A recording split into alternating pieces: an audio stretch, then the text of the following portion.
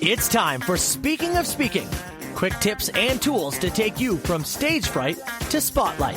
This podcast gives you an inside look from the world of public speaking and speaking secrets you need to be bold from the stage, no matter what business you're in. The host of Speaking, Carl Richards. Thank you, Matt. It is another edition of the Speaking of Speaking podcast. We are so thrilled to have another guest today. You know, our very first episode of the Speaking of Speaking podcast was all about overcoming speaking anxiety. And I told a very personal story in that episode. If you haven't heard it yet, it is a bit of a scroll to go down to episode 1, but certainly scroll through and check out that episode. One of the things we're going to be covering today does actually relate to that quite deeply, but there's more to the story, and our guest is going to walk us down this road of not only overcoming anxiety, but there's other things we'll be diving into as well. So Patricia Kaine, MD, is an inspirational speaker, author, physician, mother, and grandmother. She's a cancer, IPF, and suicide ideation survivor, named to Who's Who of Outstanding Doctors in 2016 and Who's Who Worldwide in 2020, two very honorable things to have done. She's also appeared on the Dr. Oz show twice. As an outcome of her strong faith-based approach to medicine and health, she created the butterfly method, which we'll be talking about today, which has helped hundreds in crisis to seek treatment and avoid suicide in multiple countries. We're going to do a deep dive on that today and find out more about that and how it relates to the speaking world and certainly maybe even the world of business as well. So, Patricia Kaine, welcome to Speaking of Speaking. Thank you so much for inviting me and your wonderful podcast, because it reaches so many people who do have anxiety with speaking, and upon on butterflies, they need a method to get rid of the butterflies in their stomach. Absolutely, they do. I always use the analogy of, you know, it's not about when you do speaker training, it's not about getting rid of the butterflies necessarily. It's just having the butterflies fly in formation. So you might never get rid of the butterflies, but certainly because they might always be there. And as a person who stuttered, I know firsthand that they don't go away. Sometimes they fly in formation well, and other times they forget how to fly in formation. But the bottom line is it's being able to deal with that. Now, you've done this obviously beyond speaker training and overcoming speaking fear. You've done this specifically. Well, actually, I'll have you tell your story. How did the butterfly method come to be? It goes into a very personal history littered with suicide, including myself being admitted to the hospital because I thought that was the best plan in life. Over a period of several years, with the help of counselors and a book called the Relaxation and Stress Reduction Workbook, I utilized many of the modalities in there. The challenge is they all take too long, and who has time in this day and age?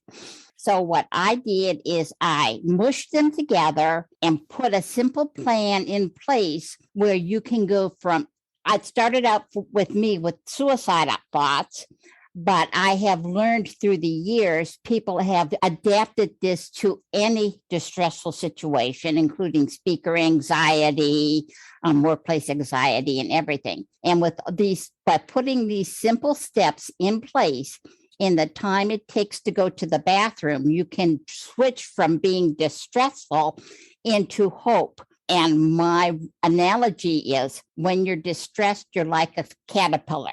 Nobody likes you around and you don't like yourself. Yep. Go into a safe place. Caterpillar goes into a cocoon. In my place, we go into the bathroom because we can close the door. Yep. And come out with hope and joy, or the butterflies flying in formation. So these 5 or 6 steps that you mentioned, it's that quick? It's that quick. The thing is, with everything, bathing doesn't last forever. Eating one meal doesn't last forever. The more you repeat it, the more it gets into your subconscious and the more it becomes very natural. We're so blessed that bathing doesn't last forever. Otherwise, it would be a very stinky world. Right? So, But if it lasts forever, nobody would stink. well, that's true. That's true. And there's definitely, it makes you wonder what we smelled like back several thousand years ago. Right? But let's get back on topic here. Are you comfortable sharing those steps with us? Yes, I am. First of all, when you recognize the situation is distressful, I use what's called stop therapy. Stop therapy, the easiest relation is if a policeman blows a whistle, everybody stops and looks. If you're in a building and somebody yells fire, everybody stops and looks. Mm-hmm. In other words, it changes your focus. So if you're in a situation with a person and you're having an argument, if you're in a situation where you're anxious, stop. My method for stop is, I need to go to the bathroom. I have yet to find a culture that will say, no, you can't go, do your mess right here. Right. So you stopping whatever going on with I need to go to the bathroom. Simple, straightforward. So that's the first step. Yep. And the second step? The second step is deep breathing. Many cultures know about deep breathing. They just don't know how to do it easily. My way of doing it easily, you put a hand on your chest and a hand on your belly. Okay. Take a deep breath in. If the hand on your belly moves out and then on the exhale moves in, you're breathing deeply enough. Right. Okay. All right. If the hand on your chest is moving, you need to breathe deeper. And should you be, just to be clear on the breathing, mouth breathing, nose breathing, a combination of both, or does it matter? It doesn't matter. It's just I prefer breathing in with the nose and out through the mouth.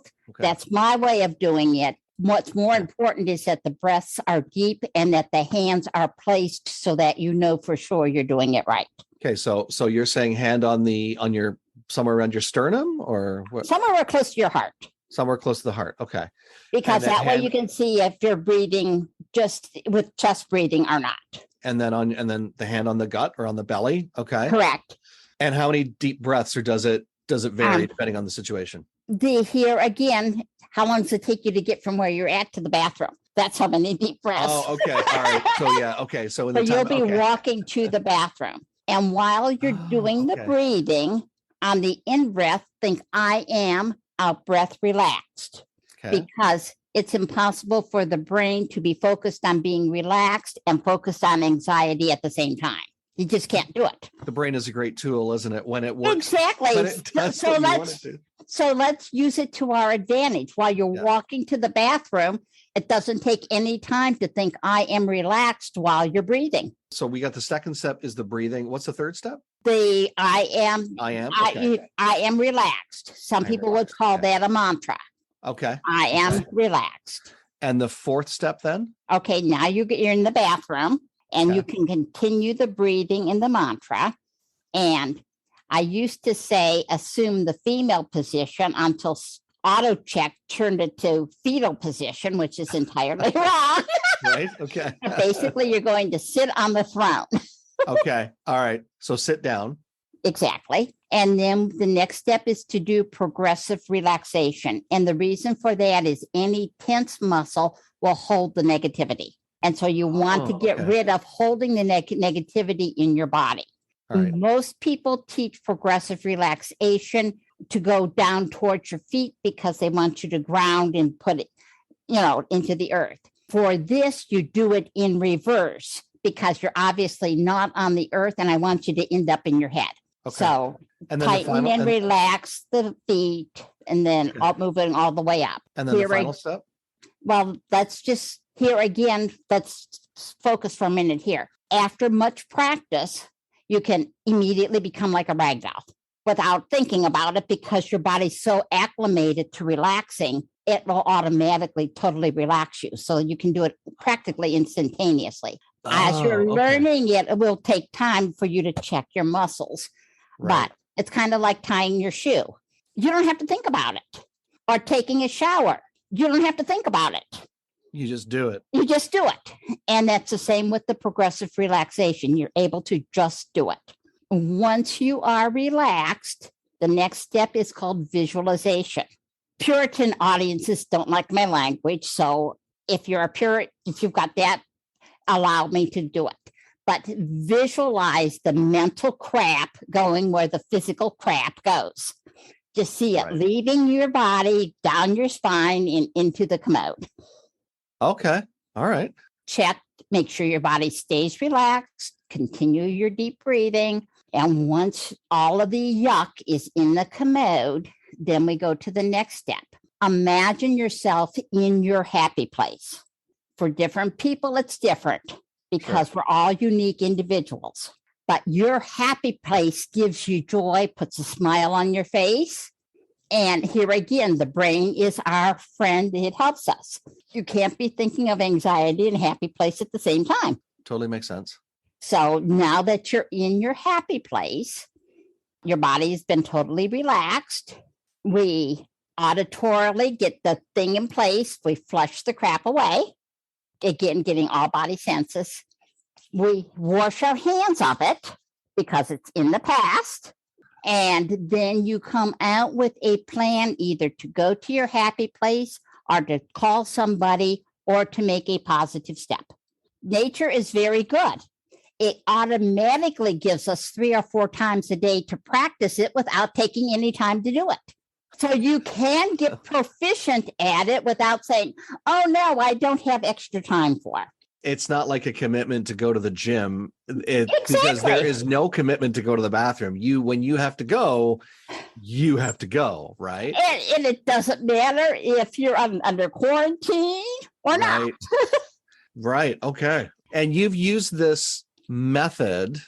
The results, what have they shown? Basically, I've been using this method in its completed form for over 30 years. Wow. Okay. As a physician, I've never had to write suicide as the cause of death of any patient.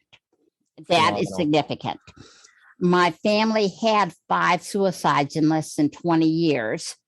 0 since this method has been formed.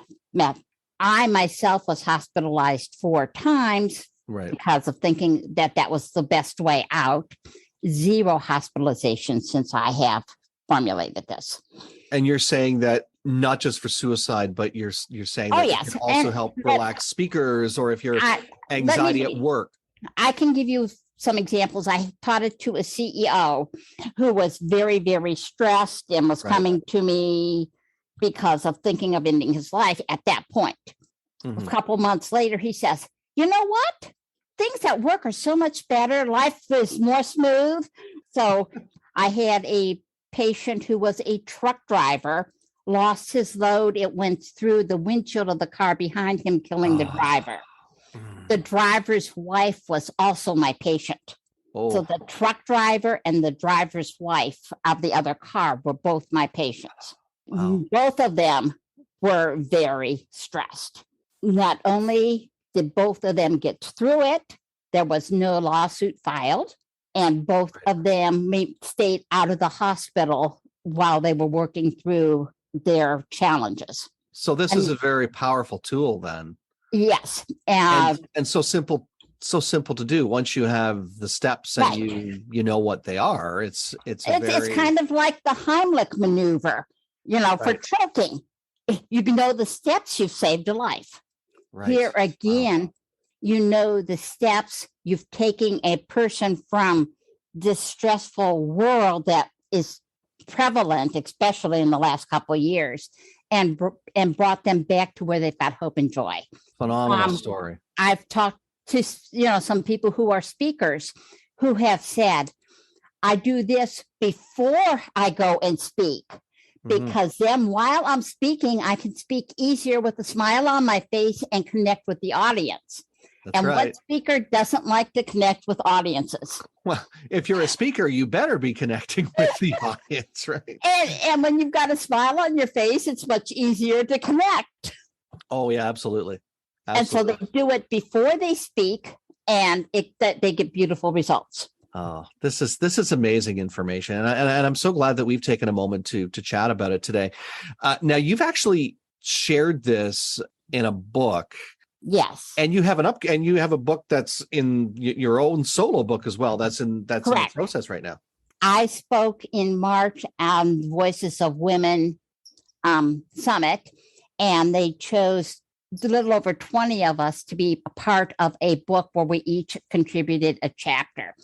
And the book is called Voices of Women 2022. It came out in July of 2022 on Amazon.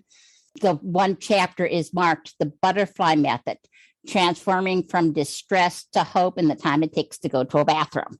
Is that the first chapter, rather, of the new book? The new book is going to be called The Butterfly Method. The first chapter is going to be an overview as to why this book is important. And then it's going to go into breaking each step down. What is stop therapy and why is it included? What is deep breathing and why is it included? So that people can go into more depth as to what is the importance of having a hand on your chest near the heart. What's the importance of having a hand on your belly? I go into depth into all of that information. So to learn it quick, you don't need all of the background. You just need to, how do I do it? Let me get at it now. We'll make sure we put the link to the first book that you mentioned in the show notes. And is the second book, do you know when it's going to be completed, or is it still? It basically, we're aiming for the very end of 2022 or beginning of 2023. Okay. So I'm working with another author who the two of us together, we complement each other because I've got dyslexia, which makes writing books challenging. Right, for sure. Yeah. But not impossible. It's just a stepping stone of utilizing another source to make it happen. So at the recording of this episode, we're just early September 2022. The first book Patricia mentioned, that's available now. So you can go grab that anytime. And the next book called The Butterfly Method. It will be called The Butterfly Method. Right. Right. So, and that'll be coming out again. If you're hearing this after early 2023, there's a good chance it's out there, but we'll make sure that those links are in the show notes so people can grab the first book for sure. And is there anything that you'd like to pass along to? Before we get to that, many people like to be walked through things. And I have 2 videos on my website. The one is me actually talking through the butterfly method, and the other goes into some explanation behind it. And also from my website, you can get a mood chart so that you can, that is free, so that you can monitor what's going on in your life to give you a heads up so that you don't end up in negative places. Sure. Let's do that before your boss is ready to fire you. Yeah, exactly. Yeah.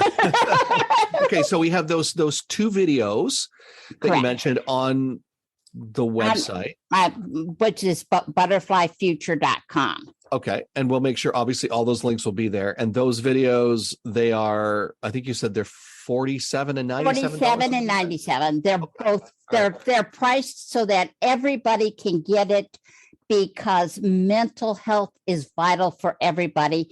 Let's lift the world up to being into a more hopeful, joyful place. Sure. And then the mood chart, you said, is totally free.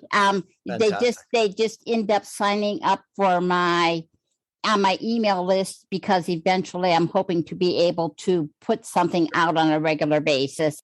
This has been, Patricia, this has been a phenomenal conversation, and I'm so glad we did this. I haven't really talked much about anxiety. I mean, I talked about it again, as I said at the beginning of this episode. I talked about it way back when I launched my podcast, because that overcoming speaking anxiety was something I wrestled with, but it's really been, if I hadn't done that, I wouldn't be where I am today. I'm not necessarily saying that I would have been a statistic for suicide. Hopefully I wouldn't have gone that route, but who knows where I would have been with my speaking. And it's certainly what you're sharing goes beyond the speaking place, but man, what a phenomenal tool.